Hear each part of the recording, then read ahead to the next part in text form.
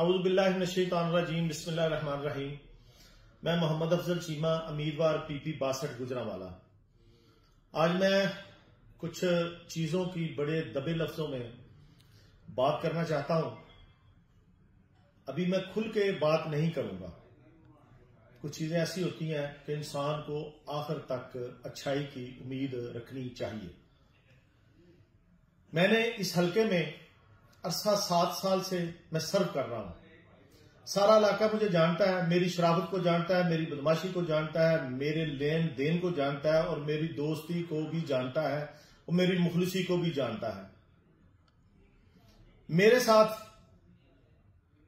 ये भी सारे जानते हैं, यहां के जो सदर हैं, जो यहां के हमारे सियासी जो लीडरान हैं, वो भी मुझे जानते हैं कि मैं एक ईमानदार और अच्छा इंसान हूं। मेरे मुंह पे हजारों दफा और लोगों के सामने भी कहते हैं कि वो अच्छा इंसान है, लेकिन इसके बावजूद मुझे नहीं पता कि क्यों जब वक्त आता है तो वो मेरे साथ नहीं चलते। मुझे आज तक बताते भी नहीं है कि तुम्हारी गलती क्या है।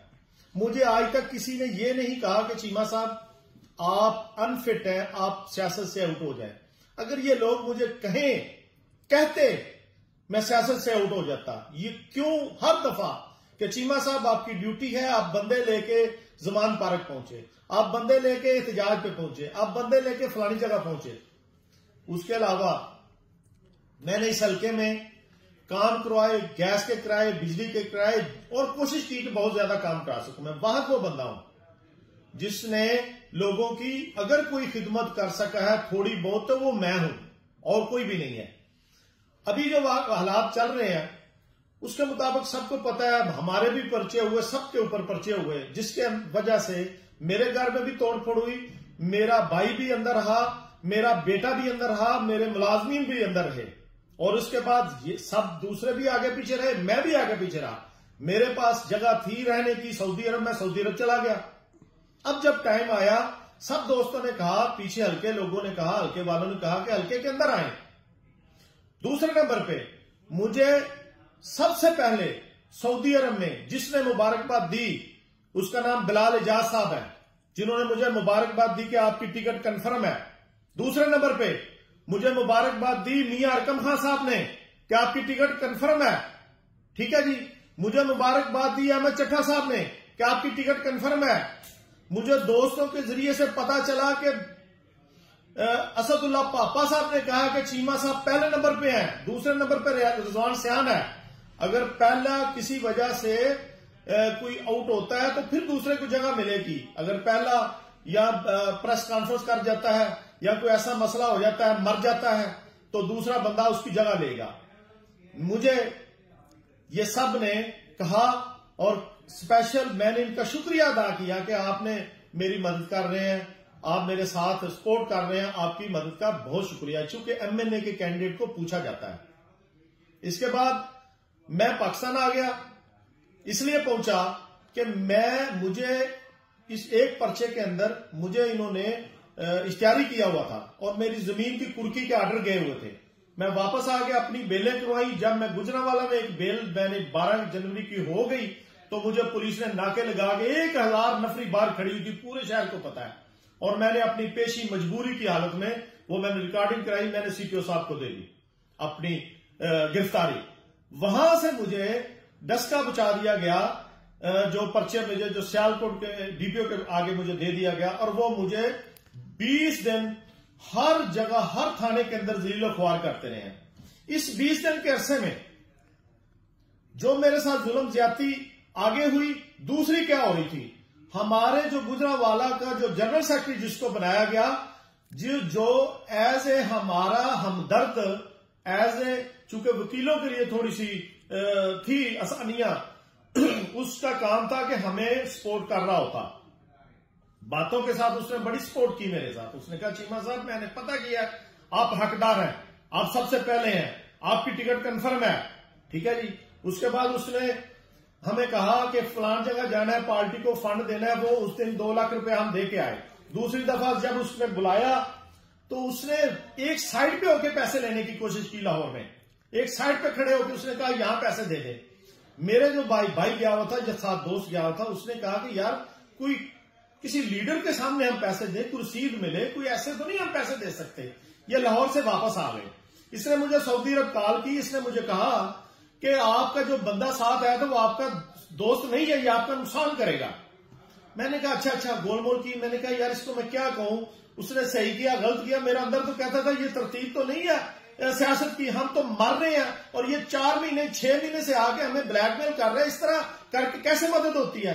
चलो वो भी वक्त गुजर गया। अब मैं जो जेल में था, जो मैं बात बताने लगा हूं, इसने 11 तारीख को मेरे भाई को कॉल की, वकार अहमद को।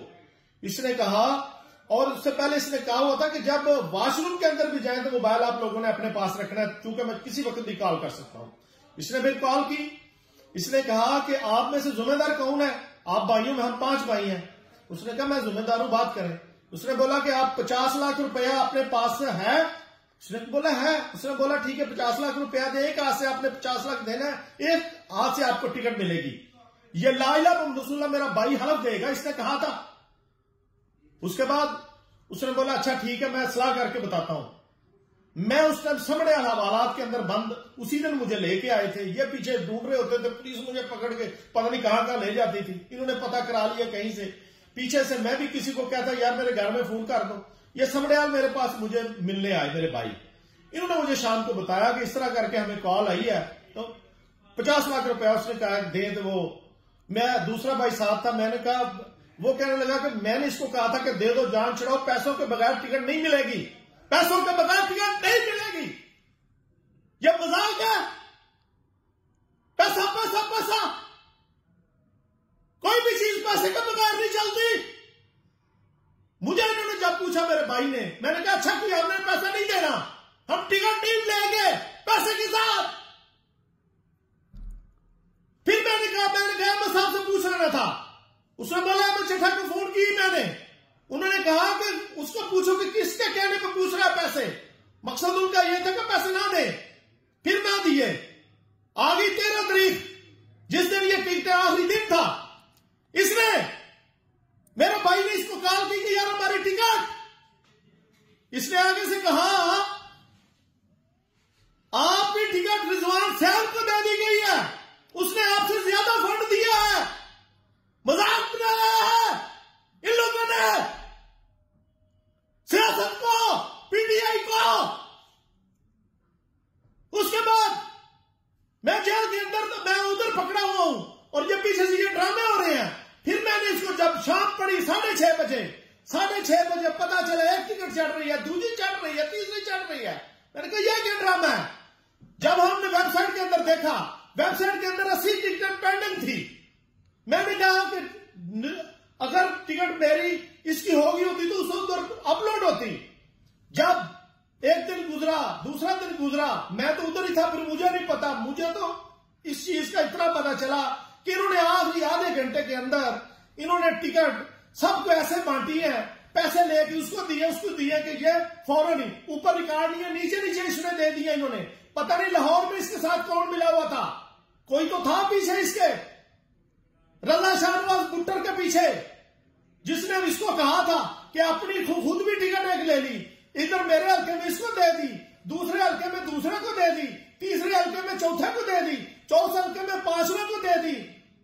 इन्होंने मजाक बनाया, मर हम रहे हैं। ये 2 महीने 4 महीने 6 महीने से, चाहे ये बहुत पुराना है, मैंने नहीं इसको 7 साल देखा, मैंने किसी रैली में देखा। अगर 7 साल ये पुराना भी है तो इसकी मैं इज्जत और डबल करता कि ये कोई अच्छा फैसला करता। मैं खुदा की कसम इसको 50 लाख भी देता, ये आके टिकट फड़ा के चला जाता, मैं बाद में दे देता। वो और चीजें थी जिंदगी में, और कोई काम अल्लाह ने बड़ा कुछ नवाजा हुआ है। मैं रिश्वत नहीं दे सकता, वैसे मैं बड़ा कुछ दे सकता हूं। यह एक मजाक था। लेकिन जब मैं बाहर आया, मेरी जमानतें हुई, हर चीज से देखा, तो मेरा लिस्टों के ऊपर नाम था ऊपर। इन्होंने क्या किया पीछे, ये रिजवान सियान साहब ने, इन्होंने उस टिकट का बहाना बना के इन्होंने पीछे अमेरिका फोन कर दिया दोस्तों को। मेरे भी बड़े दोस्त हैं, मैं ओवरसीज हूं। इन्हें अपने दोस्तों को फोन किया, उनको इन्होंने कहा कि आप मेरे हक में सारे लिख के भेजे, मुझे टिकट मिली, अफजल चीमा ने पैसे दे के टिकट ले लिया, मैं जेल के अंदर हूं, मैंने पैसे किसको देने थे, मैं मुझसे तो 50 लाख रुपया में दे लेता तो बेहतर था, मैंने किस